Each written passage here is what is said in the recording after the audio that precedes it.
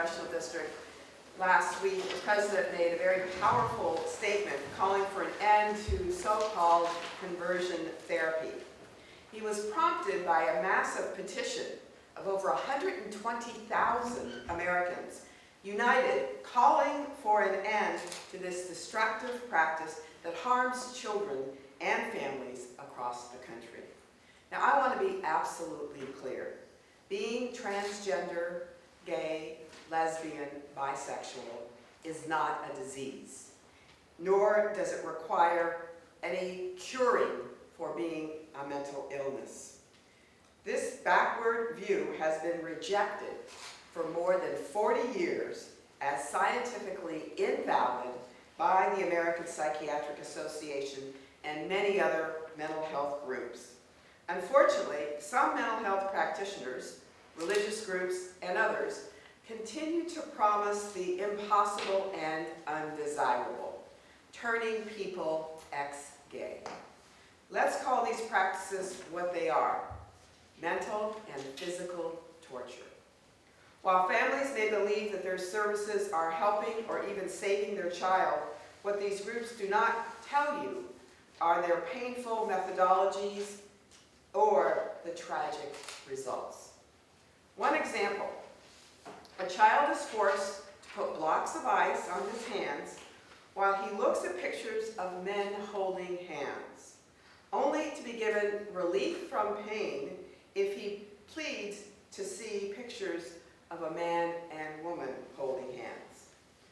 Other survivors of this quackery were told to strip down and hold their genitalia or to snap themselves with a rubber band every time they experience a same-sex attraction.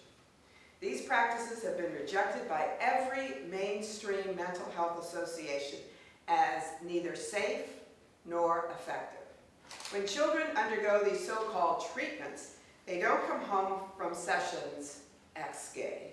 Instead, studies show that these so-called therapy practices pose critical health risks to patients, including decreased self-esteem, confusion, guilt, shame, helplessness, hopelessness, social withdrawal, and substance abuse.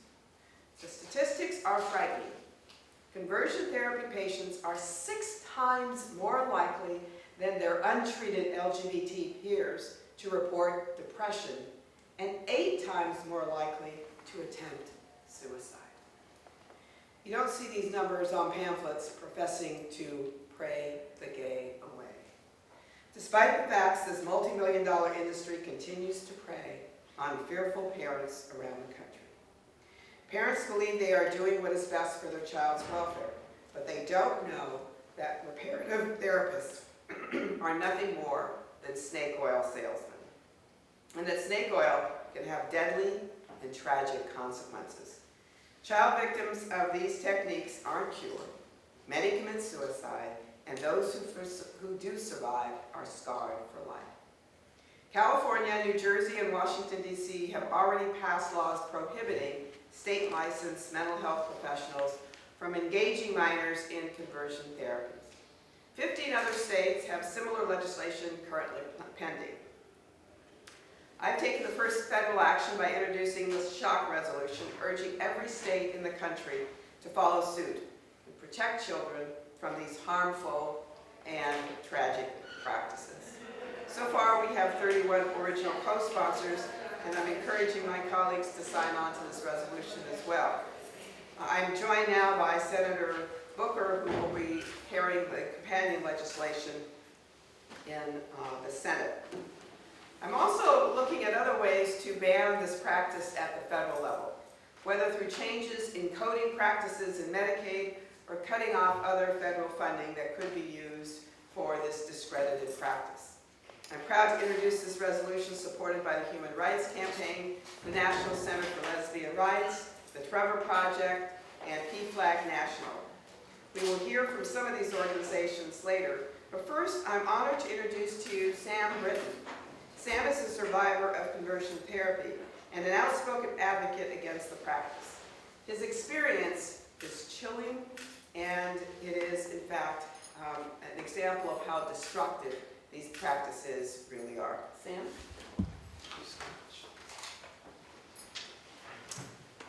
Thank you so much for being with us here today. I want to especially thank Representative Speier, who's been a fierce advocate for survivors of conversion therapy since long before most people even knew we existed.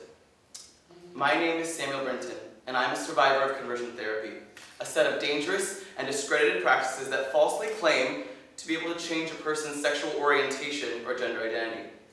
When I was a child, a licensed psychotherapist tried and failed to change something I never chose.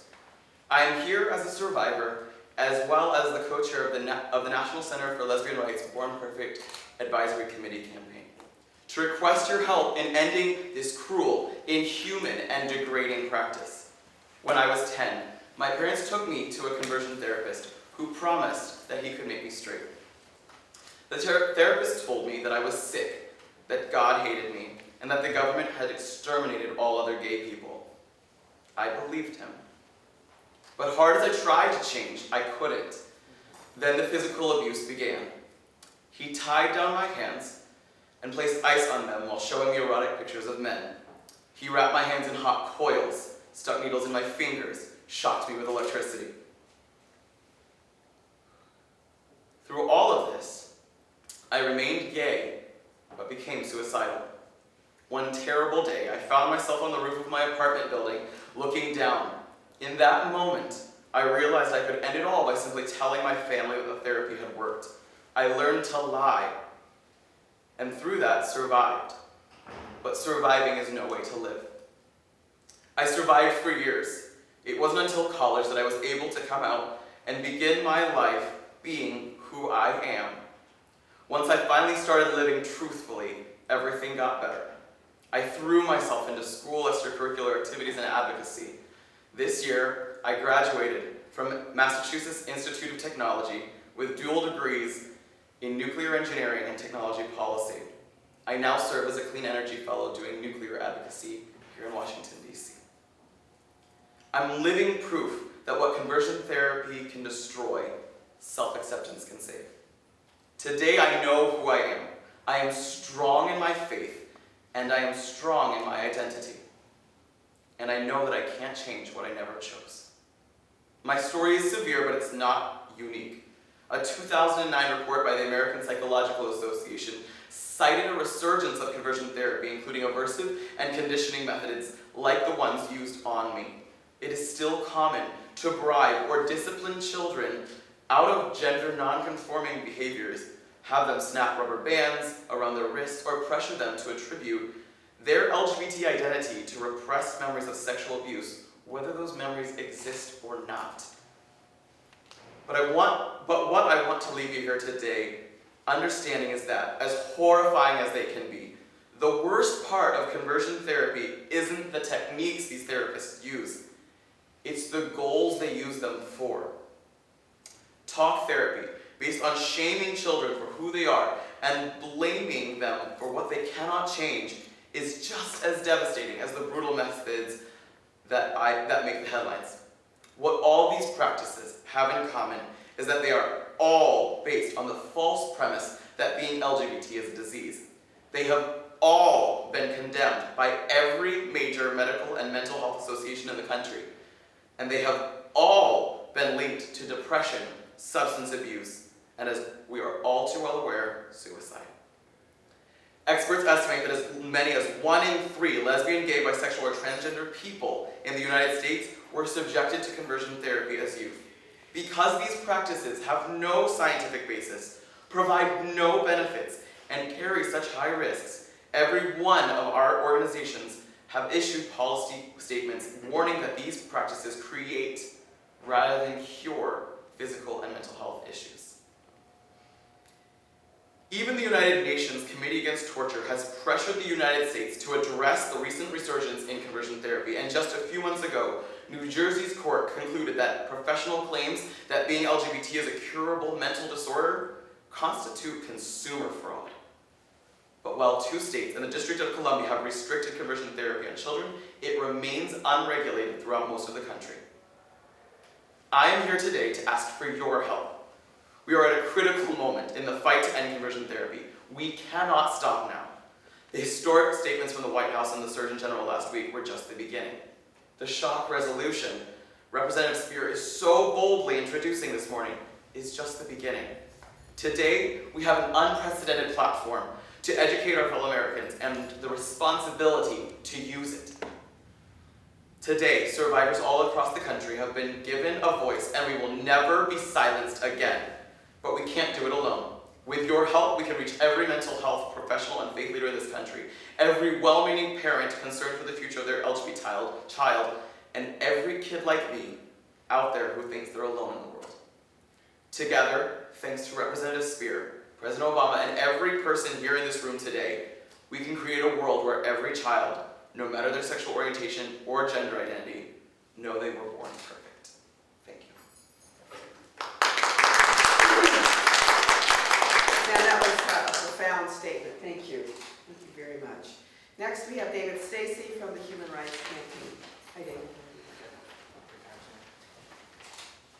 Thank you, Congresswoman Speier. We really appreciate your leadership on this issue because part of the challenge ahead of us is to bring attention to this so people know and parents know that this isn't a therapy, this is actually more like torture. And your leadership has been really critical in that effort. I also want to thank Sam for speaking out. Again, as Sam said, his situation might be, on the extreme end, but way too many kids are in that same situation. And even something short of the torture that he went through is just unacceptable and causes really severe damage.